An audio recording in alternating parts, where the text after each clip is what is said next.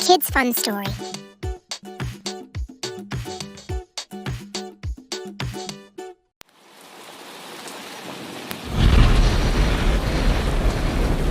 अरे राम राम राम राम, कितनी जोर की बारिश हो रही है। 2 दिनों से यह बारिश तो रुकने का नाम ही नहीं ले रही है। मुझे लगता है अब जल्दी ही मेरी छत से पानी टपकने लगेगा। तभी उधर से एक शेर बारिश से परेशान होकर छिपने की जगह ढूंढते ढूंढते उसी किसान की झोपड़ी के पीछे बने तबेले में घुस जाता है, जिस तबेले में उस किसान के कुछ गधे बंधे हुए थे। अंधेरा ज्यादा होने के कारण शेर गधों को देख नहीं पाता है और उन्हीं के बीच जाकर खड़ा हो जाता है।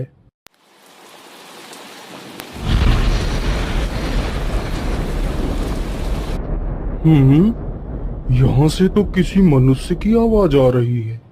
चलो चुपचाप बैठा रहता हूँ, जैसे ही यह आदमी मेरे करीब आएगा मैं इसे खा लूंगा। हाय हाय हाय, यह बारिश कब रुकेगी? ऊपर से यह टपका भी आ गया। अब मैं क्या करूं? इस टपके से कैसे बचूं? इतना तो डर मुझे शेर और बाघ से भी नहीं लगता है, जितना डर मुझे इस टपके से लगता है। अरे यह टपका कौन है? मुझे लगता है यह टपका तो मुझसे भी ज्यादा खतरनाक है।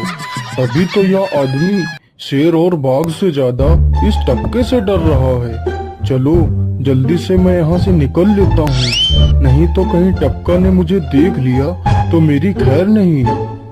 ओहो, अब मैं इस टपका से कैसे बचूं? चलो जल्दी से मैं अपनी मौसी के घर चला जाता हूँ।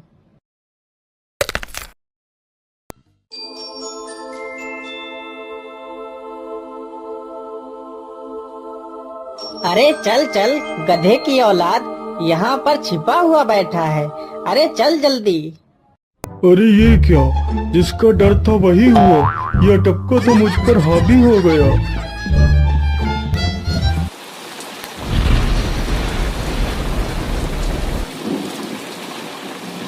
कैसे बचूं?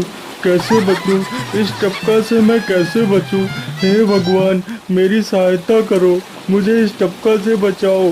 मैं आज के बाद किसी प्राणी को नहीं मारूंगा।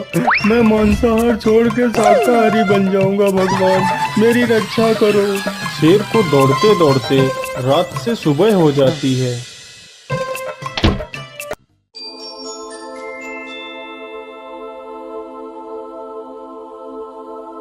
अरे देखो देखो, यह तो शेर की सवारी कर रहा है। अरे हाँ, सच में ये तो शेर की सवारी कर रहा है।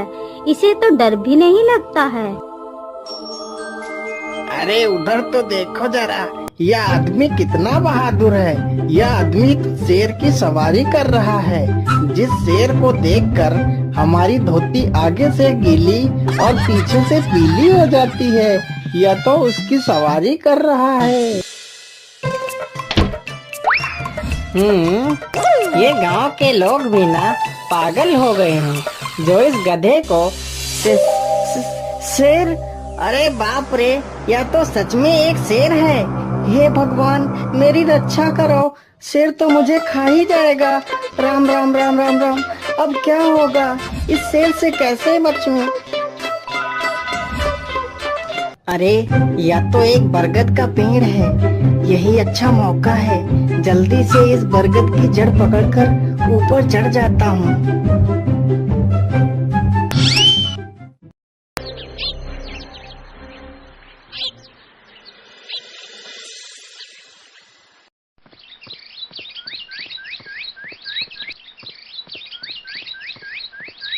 अरे शेर भैया, तुम इतनी जोर जोर से भागते हुए कहाँ जा रहे हो? आप तो बहुत डरे हुए लग रहे हो।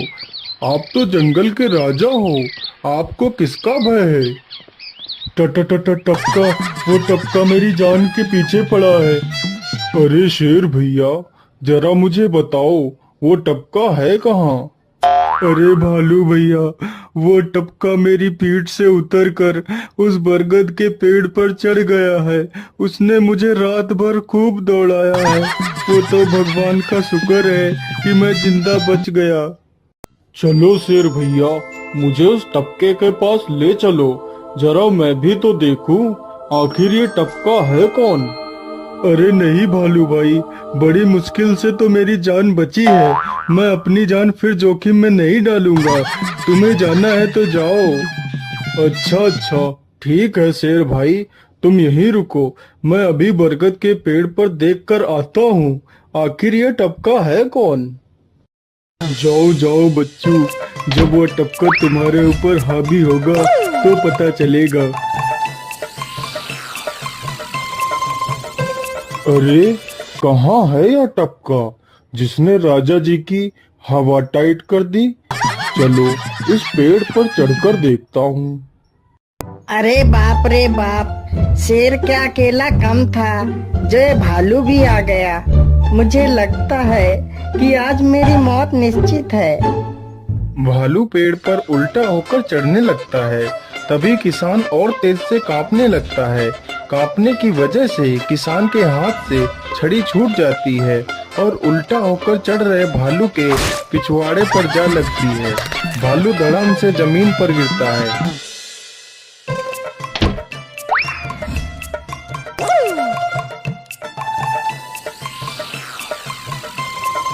मुझे लगता है अब शेर और भालू दोनों भाग गए हैं। चलो अब जल्दी से यहाँ से निकल लेता हूँ।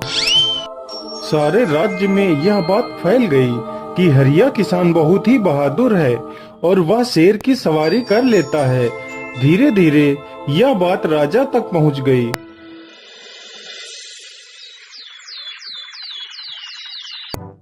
महाराज, क्यों न हम पड़ोस के गांव से हरिया किसान को बुलवा लेते हैं। वह बहुत ही बहादुर है, उसके बहादुरी के चर्चे तो पूरे राज्य में हैं।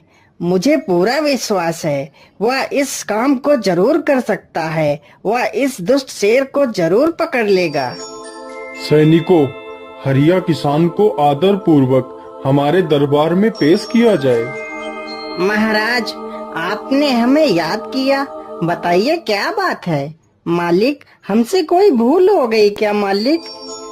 नहीं हरिया, तुमसे कोई गलती नहीं हुई है।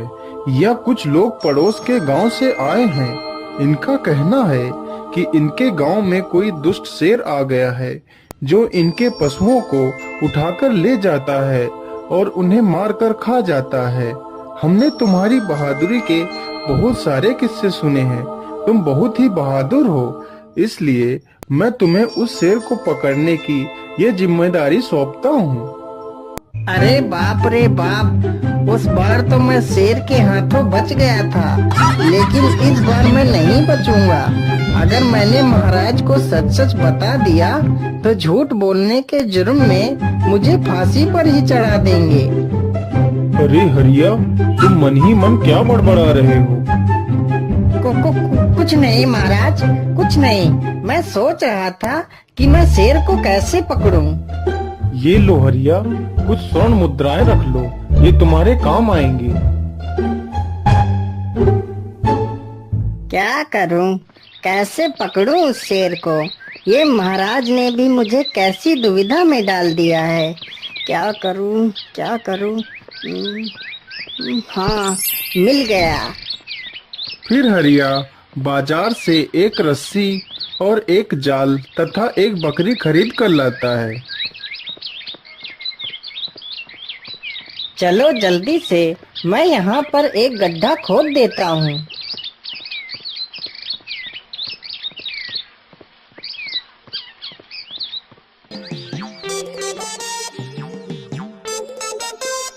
गड्ढा तो खोद दिया।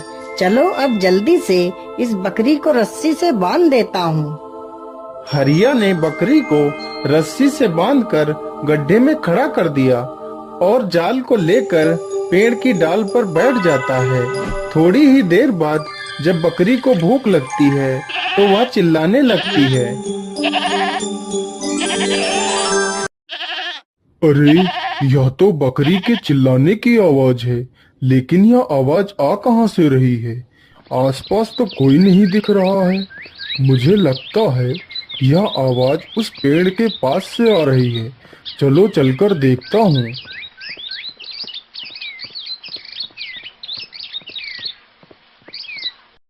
अरे वाह, आज तो शिकार मेरे पास खुद चलकर आ गया। शेर तुरंत ही बिना देर किए हुए गड्ढे में छलांग लगा देता है। तभी किसान तुरंत ही बकरी को ऊपर खींच लेता है और जाल को गड्ढे के ऊपर गिरा देता है। शेर गड्ढे में ही फंस जाता है। यह देखकर गांव के सभी लोग बहुत ही खुश हो जाते हैं।